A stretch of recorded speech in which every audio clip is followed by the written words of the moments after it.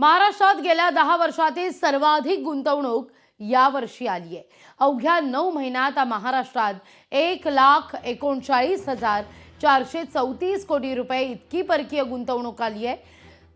2024-25च्या आर्थिक वर्षातील पहिल्या 9 महिन्यातच ही गुंतवणूक आलेली आहे। डिसेंबर 2024 अखेरच्या अहवालात ही बाब नमूद करण्यात आली आहे।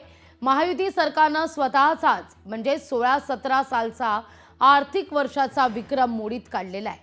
या आर्थिक वर्षातील तिमाही अद्याप उर्वरित आहे।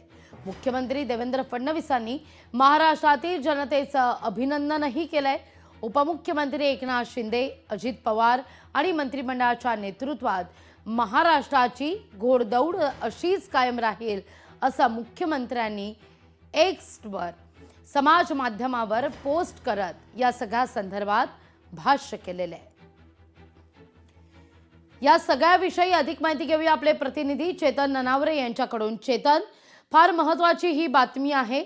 दाओस इथल्या मुख्यमंत्र्यांच्या भेटीनंतर दौऱ्यानंतर विरोधकांकडून सातत्याने टीका होत होती। अर्थसंकल्पीय अधिवेशन एकीकडे सुरू असताना ही बातमी येताना दिसते, ज्या दिवशी आज आर्थिक पाहणी अहवाल सुद्धा आहे। सारं काही असं जुळून आलेलं आहे आणि या दृष्टिकोनातून विरोधकांच्या दृष्टीने ही बाब महत्त्वाची आणि तितकीच सत्ताधाऱ्यांसाठी सुद्धा।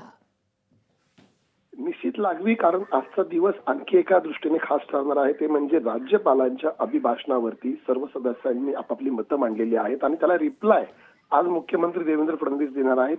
अशा परिस्थितीमध्ये या आलेल्या आकडेवारीमुळे कुठेतरी देवेंद्र फडणवीसांकडून आजच्या दुपारच्या या आपल्या रिप्लायमध्ये जोरदार प्रत्युत्तर विरोधकांना देण्याची शक्यता आहे।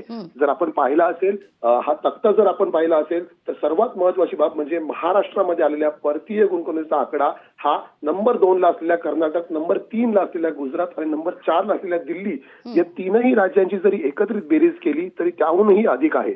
त्यामुळे महाराष्ट्र परकीय गुंतवणुकीमध्ये किती फेवरेट आहे देशामध्ये हे यामधून स्पष्ट होत आहे। आणि विशेष करून जर पाहिलं असेल तर जवळपास संपूर्ण देशातील परकीय गुंतवणुकीच्या 30% अधिक गुंतवणूक एकट्या महाराष्ट्रामध्ये येत आहे।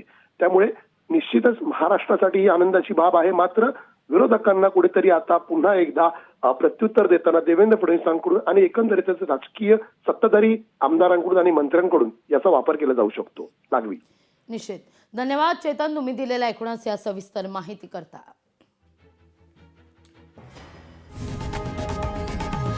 लोकशाही मराठी ऐका, पहा, जागरूक रहा।